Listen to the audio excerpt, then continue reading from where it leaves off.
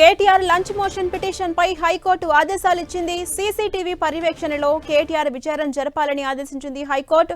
విచారణ జరుగుతుండగా లైబ్రరీలో లాయర్ కూర్చునేందుకు అనుమతి ఇచ్చింది.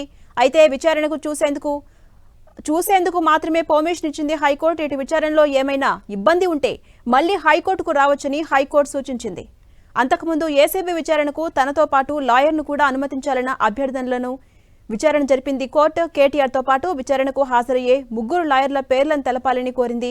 ఈ ముగ్గురులో ఒకరికి మాత్రమే అనుమతి ఇస్తామని తెలిపింది కోర్టు. అది కూడా కేటీఆర్ విచారణ అధికారి మాత్రమే కనిపించే విధంగా కేవలం విజిబుల్ పర్మిషన్ మాత్రమే ఉంటుందని, ప్రశ్నలు జవాబులు వినే అవకాశం న్యాయవాదికి ఉండదని కోర్టు పేర్కొంది. దీనికి తగ్గ ఏర్పాట్లు ఏసీబీ కార్యాలయంలో ఉన్నాయా అని ఏజీని అడిగింది హైకోర్టు. అయితే అన్ని ఏర్పాట్లు ఉన్నాయని ప్రభుత్వం తరపు న్యాయవాది చెప్పడంతో ఈ ఆదేశాలు జారీ చేసింది.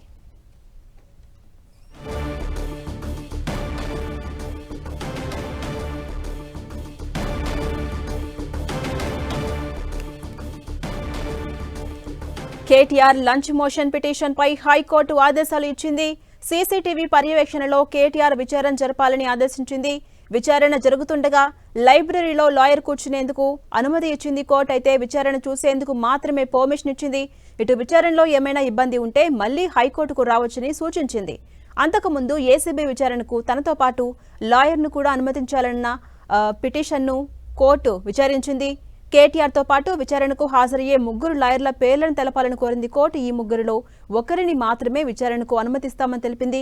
అది కూడా కేటీఆర్ విచారణ అధికారి మాత్రమే కనిపించే విధంగా కేవలం విజిబుల్ పర్మిషన్ మాత్రమే ఉంటుందని, ప్రశ్నలు జవాబులు వినే అవకాశం న్యాయవాదికి ఉండదని కోర్టు పేర్కొంది. దీనికి తగిన ఏర్పాట్లు ఏసీబీ కార్యాలయంలో ఉన్నాయా అని ఏజీని కోరింది. అయితే అన్ని ఏర్పాట్లు ఉన్నాయని ప్రభుత్వం తరపు న్యాయవాది కోర్టుకు చెప్పడంతో ఈ ఆదేశాలు జారీ చేసింది హైకోర్టు.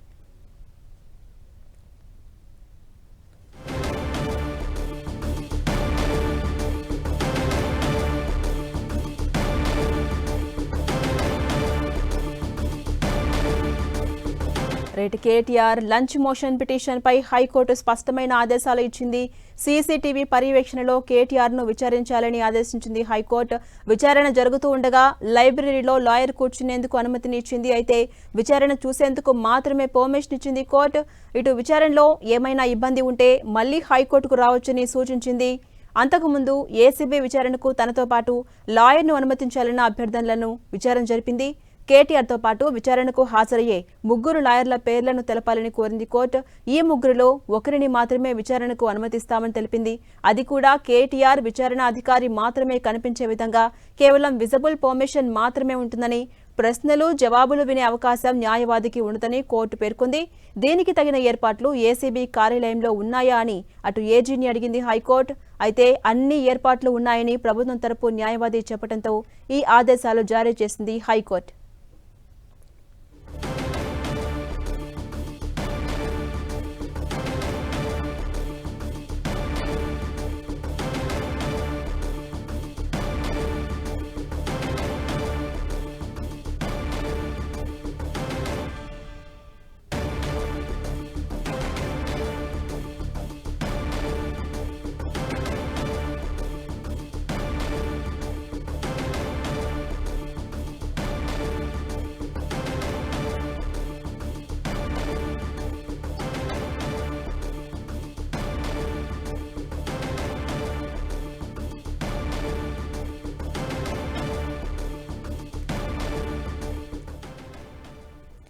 కేటీఆర్